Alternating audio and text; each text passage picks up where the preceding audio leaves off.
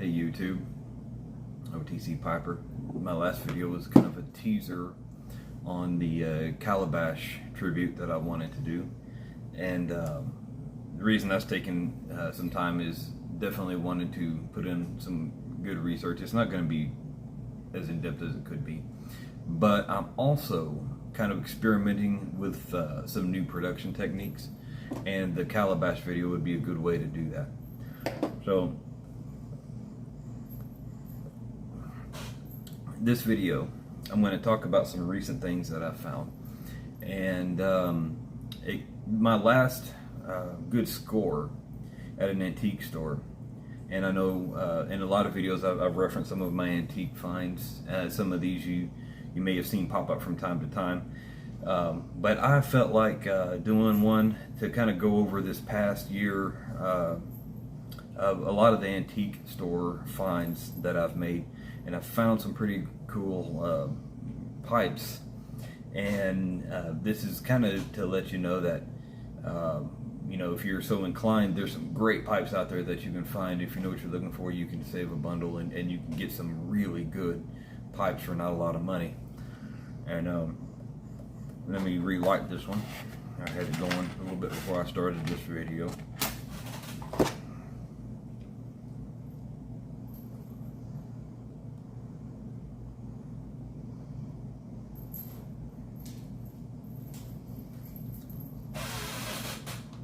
Okay.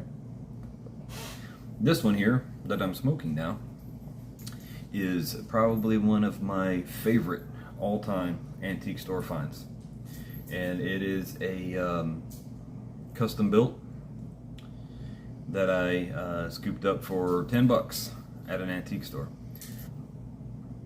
And the story kind of goes into what to look for and sometimes where to look. And it needed a lot of work when I bought it, and I sat on it for a while. Actually, I bought this maybe a couple of years ago. I sat on it for a while, got it sent off to our friend Derek, the blue collar pipe smoker, and he got it back to its former glory. And I really love this pipe, and it's one that I scooped up for 10 bucks. And the place that I bought it from was one that I don't buy a lot of pipes there. I look at what he's got from time to time, but a lot of his pipes are very pricey, and more than they should be. They're not really that pricey. But some of, like this one that I'm going to go over, which is a Willard, I'm going to talk more a little bit more about it. He would have this for 25 or 30 bucks, and this is one that I got at another place for 5 bucks for this one. Anyways, we're going to do that one in a minute, but this one, I just happened to be going through a basket of pipes, and I happened to see this one, and I didn't know anything about these until I watched Eric talk about his, and I watched a lot of his videos, and it stuck out to me because of those videos in the basket of everything else. And it was a big basket, probably about 24 inches in diameter, big old thing. And this one just stuck right out, and I said, I got to get this one, because you don't see these very often in an antique store like that. So that's this one. Now, all of these, I've been very blessed not to find some of these and not pay a lot of money for them. And probably one of my best finds is this one right here. This is a Dunhill Shellbriar, dated 1959, that I picked up for $50, which is the most that I've ever spent on an antique store pipe. But when you find an old Dunhill like this for $50, you don't pass on it. And with the markings and everything on here, I've got it dated to 1959.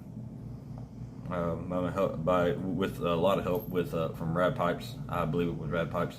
I'll confirm that, but on Instagram.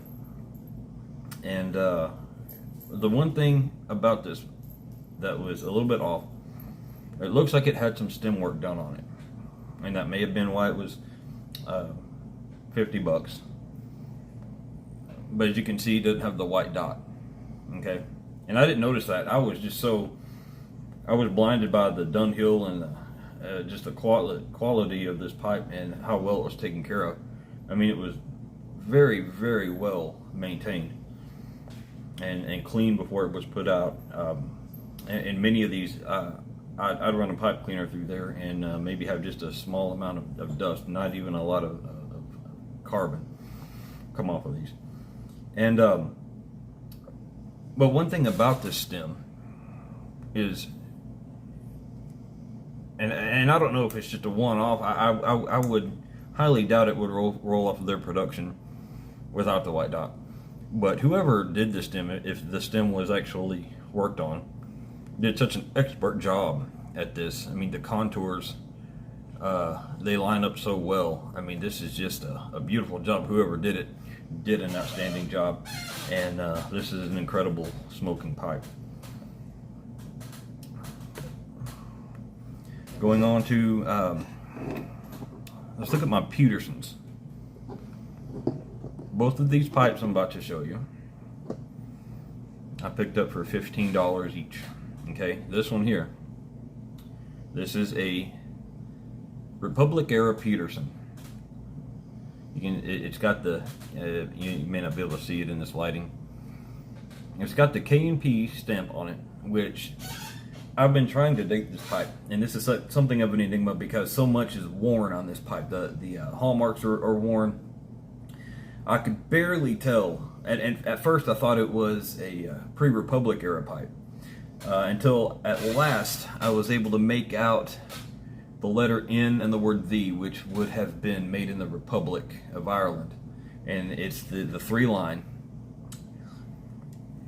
and stamp K&P, which, based on the research I've been able to do on it, and I'm not really that good at dating pipes, I need to study that a little bit more, but with the K&P stamp on it, it could have been anywhere from 1949 to 1964. I'm not sure where in that it fell, but I know this is quite a bit older. And again, very well taken care of, wasn't burnt up, wasn't mishandled in any way. And I saw it at the main place that I go for $15. And I have another Peterson. This is the one that I most recently found when I decided, hey, I'm going to roll out a lot of my antique store finds. And when I bought this one, I found this one. This one's a little bit newer. Okay, this one isn't quite as old. It is Republic of Ireland, but I believe it is. It's a Peterson. It's a Kildare. And it is the 3-line block lettering made in the Republic of Ireland. I believe this is gonna be a little bit newer. This one was virtually unsmoked when I bought it. The pipe cleaner came out squeaky clean, and anything when I ran a towel inside the bowl was maybe just dust from it sitting on the shelf or something like that. And what's funny about this one is this vendor that I go to is a big antique mall, and one of the vendors in this mall has a bunch of pipes, and it's really cool Americana, items. And he's got a glass table, he's got a pipe rack out, and then he's got another case that he locks some pipes up in. And this one was sitting in the pipe rack, not even locked up. And a lot of them are like your Medicos and your Willards, and some of your Gravos are in that unlocked. And this one was sitting in there. And I couldn't believe the price on it for this Peterson. I believe this is probably in the 80s. I'm not sure, honestly. But it's the shape. I believe it was the 603, and the S marking indicating that it's a smooth bowl. And this is the same vendor I got this other older Peterson. And with this, when I bought this pipe,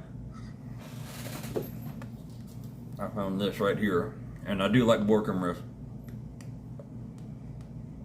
Let me stoke this a little bit.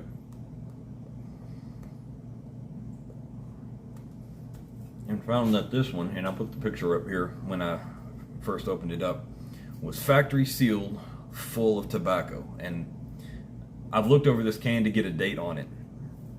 and I can't find anything. So if you have any ideas of when something like this may have come out, please let me know in the comments. No dates on the bottom. I mean, you can tell the artwork. I mean, it's beautiful artwork, and I have to go through here very slowly to see if I might have missed something. Factory sealed with the tobacco in it, and this came to me for $10 with the old tobacco in it. So what I did with that, I took it out of here. This is empty now, and I have a jar with a little humidifier disc in there, so I can kind of because it was dry as a bone, and it's definitely a different cut than what it comes out now in the pouches. And I put another one I got from my friend Jeffrey Pipe, etc. A little humidifier disc I've been putting in there. I probably need to wet them down again. But the aroma was just out of this world. Nothing I've ever experienced from pipe tobacco that has aged as long as this has.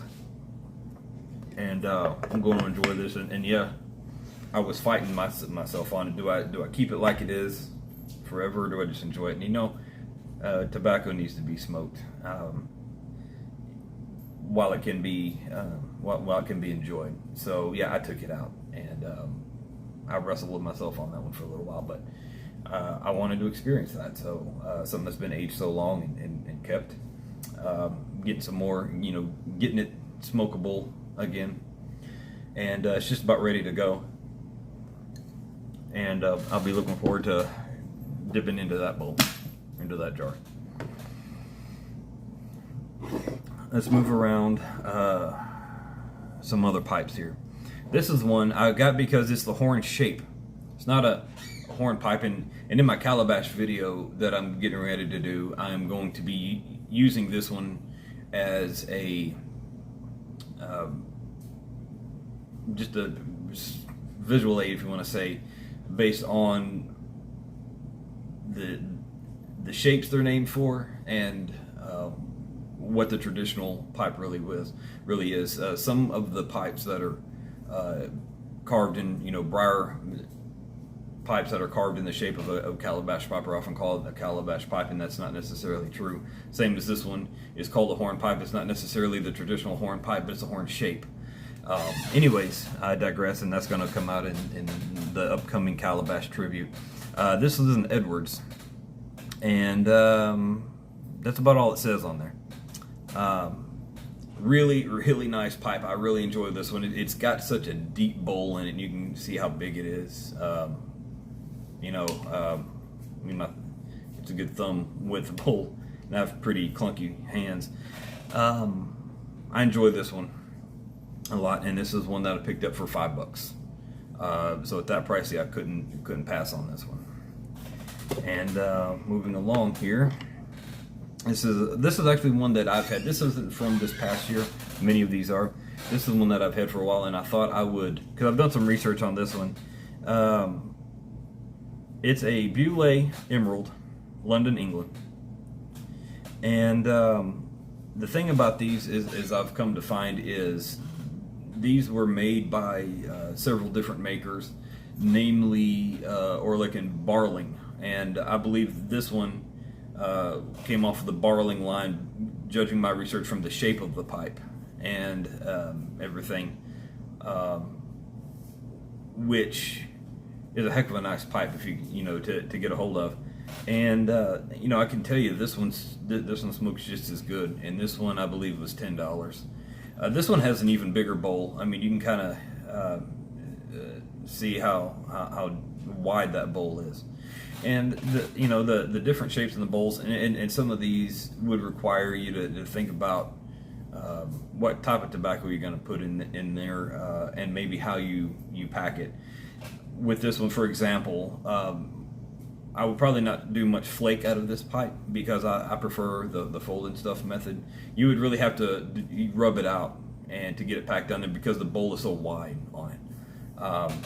Something like the Peterson that I found with a little smaller bowl is much more suitable for something like the fold and stuff, which I prefer. And a couple more before I wrap up this video, and we'll go into what I'm smoking right now. I gotta get a relight because I've been talking to you.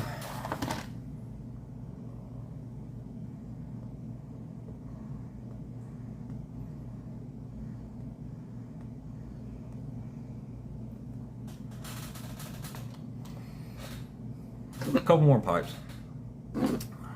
This was a Willard I talked about, very similar to your gray bows and things like that. This was a nice, you can easily find these $5 or $10 if you look in the right place.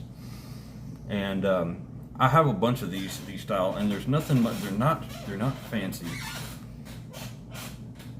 They're not expensive now in most places, and they weren't really designed to be. They weren't marketed to be a high-end pipe. These are the pipes like my grandfather would smoke. You can buy them at the drugstore when you buy your tobacco in the cans, like my grandfather used to have, my great grandfather. And they were just a good working man's pipe. No frills, but man, I'm telling you one thing: if you find a bunch of these and just throw them in your rotation, if you haven't already, I love these pipes.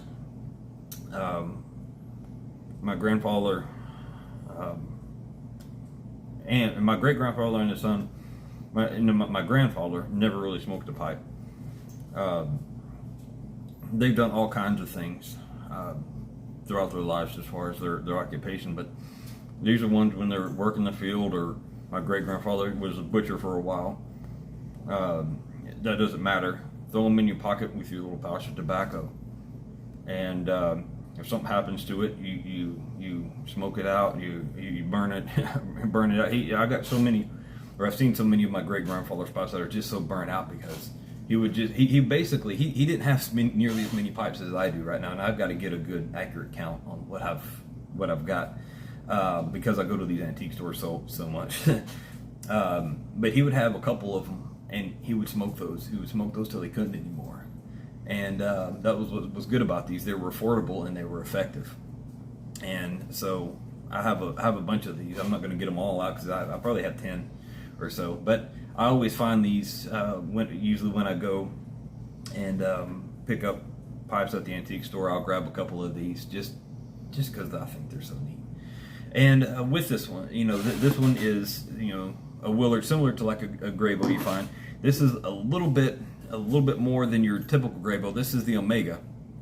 They still make these. I bought one a couple years ago, and this is an older one, and I don't know how old this one is. I know it's significantly older than the one I bought a couple years ago. I bought it brand new from a brick and mortar, And this one, I could tell there's a little difference in the stem design and how it seats in there. And this was a $10 find. Again, clean as a whistle. I came home, did my usual once over, gave it a good cleaning, ran a pipe cleaner through it, came out spotless or near spotless, and this has served me well. I know that these will probably, like they are now, a little bit more than like your typical gray bow, like your Dukes and all that kind of thing. But I found this pipe, and I like the. For a while, when I first started piping, I loved the bent pipes. It kept it out of my eyesight and everything like that. And I just like the look of them, and they're so comfortable to clench. And years into it, I've come to my my straight stems and all that. And I got to where I didn't have to I could cant it down a little bit, and it wasn't in my line of sight. Just like the bent pipes and everything. And I just enjoy these old pipes that you just don't find them like this. You can find them online. I'm not saying you can't do that, but I found so many at this one I've been going to for the most part. The one that I bought this one at have a lot of higher prices. I may stop in there a couple times in a year. This place I go every couple of weeks just to see what things he has. And I think with this guy that I've been going to, he's more into he's not necessarily a pipe dealer. He's more of just a general antiquities dealer, but he has a lot of pipes and everything. He probably gets a bundle of these in and just kind of just prices them and puts them out there just for a quick sell. And when you find places like that, you find a lot of these, cool Petersons, especially like this Dunhill, for great prices.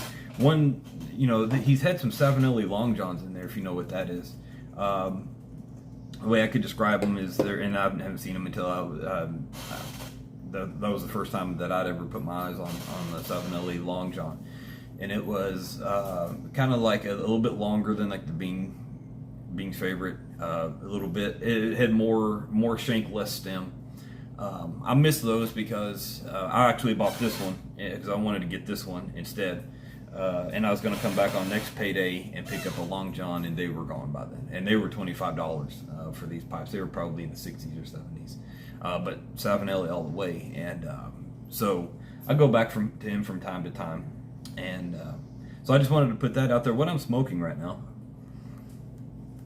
and while we're talking about some of these old working man's pipes, some of them are.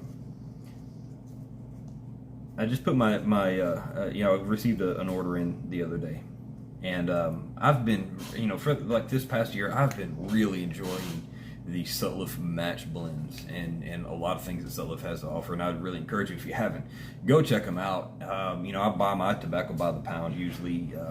I haven't had anything from Sullivan that I was disappointed about.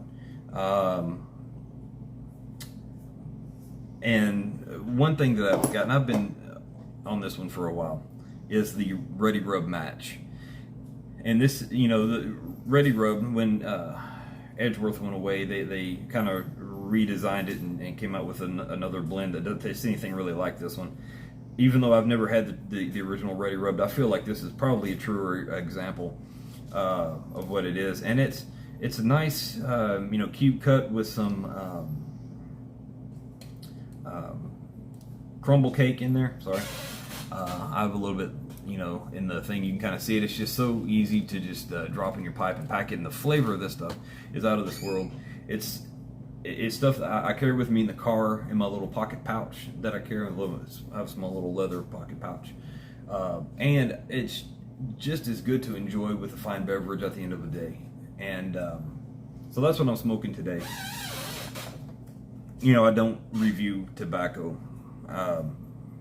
I'm just, I either like it or I don't. It's like I'm really not good at reviewing, and we're inundated with reviews anyway. So just to point out what I'm smoking in my custom built is, and this custom built really loves that stuff. It does such a great job. And anyways, that's what I'm enjoying while I'm rambling on about all of these estate finds.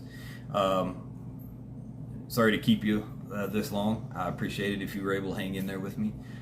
Just get out there and take a look at some of these antiques, antique malls and small antique stores. You never know what you're going to find. And I will probably, after I pick up a few more, may get on here and do another one in the coming months and everything. But I just wanted to put this out there. I was really inspired to do it. After this last find, I thought, I've been finding so many great deals. I just wanted to share them out there with the world, with the pipe community, and encourage you to go check some of these out. And if you do, boy, I'd sure like to see some of the things you're able to come up with. So, anyways, I'm going to wrap it up because we're coming up on 25 minutes, and I appreciate you staying in there, hanging in there with me, and just want to sign off. OTC Piper, just wishing everybody all the best and keep your bowls warm.